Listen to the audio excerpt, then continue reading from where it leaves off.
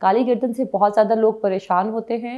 इस वीडियो में हम डिस्कस करेंगे ऐसी कौन सी रीज़न्स है जिसकी वजह से जो गर्दन है वो काली हो जाती है और उनको हम कैसे बेहतर कर सकते हैं या कौन सा तरीका इलाज बेहतर है।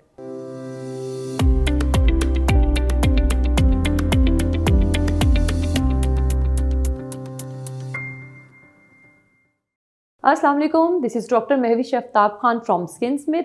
I am a consultant dermatologist at Skinsmith and assistant professor dermatology at Pakistan Institute of Medical Sciences, Islamabad. गर्दन काली क्यों हो जाती है? यूजुअली मेडिकल टर्म इसके लिए जो यूज़ होती है उसे हम कहते हैं एकेंथोसिस नाइग्रिकेंस.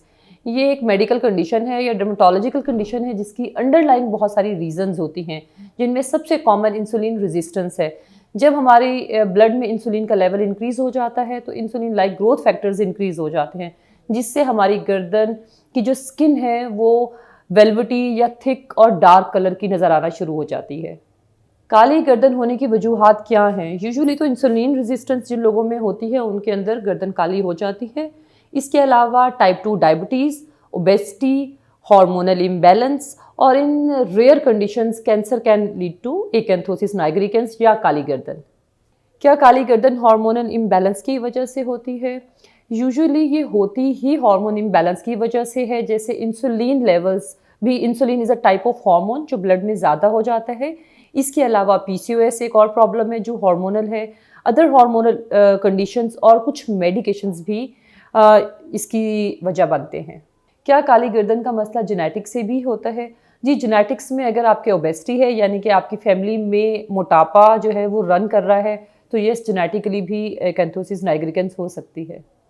क्या काली गर्दन के लिए एक्सरसाइजेज मुफीद हैं?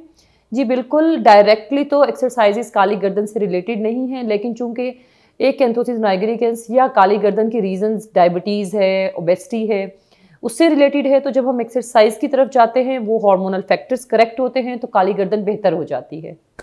क्या स्ट्रेस से भी काली गर्दन का मसला हो सकता है?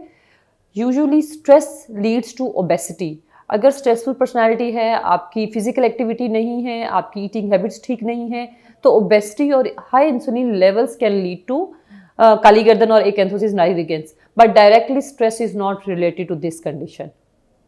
क्या काली गर्दन का मसला हर उम्र के लोगों को मुतासिर करता है? जी, जैसे ओबेसिटी किसी भी एज में हो जाती है, बच्चों में भी ओबेसिटी हो सकती है, तो ओबेसिटी की वजह से काली गर्दन होती है, तो इसमें कोई एज लिमिट नहीं है. काली गर्दन के लिए बेहतरीन इलाज कौन सा है? काली गर्दन के लिए बेहतरीन इलाज तो अंडरलाइंग डायग्नोसिस है.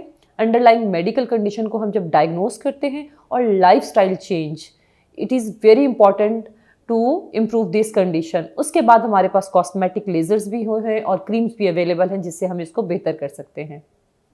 क्या काली गर्दन को बेहतर करने के लिए कोई होम रेमेडी भी है? जी बिल्कुल, होम रेमेडी एक्सरसाइज से रिलेटेड है और लाइफस्टाइल चेंज से रिलेटेड है.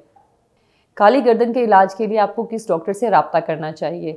इसमें आपका फिजिशियन सबसे पहले, अगर आपकी जो काली गर्दन है उसकी अंडरलाइंग रीज़न ओबेसिटी है, डायबिटीज़ है, तो मेडिकल फिजिशियन आपको कंसल्ट करेगा. और अगर कॉस्मेटिक रीज़न के लिए आप कंसल्ट करना चाहते हैं तो डर्मेटोलॉजिस्ट आपकी हेल्प कर सकता है. और इस कंडीशन के लिए अगर आप मुझसे रब्ता करना चाहते हैं तो दिए गए नंबर पर कॉन्टैक्ट करें या हेल्थ फायर की वेबसाइट विजिट करें.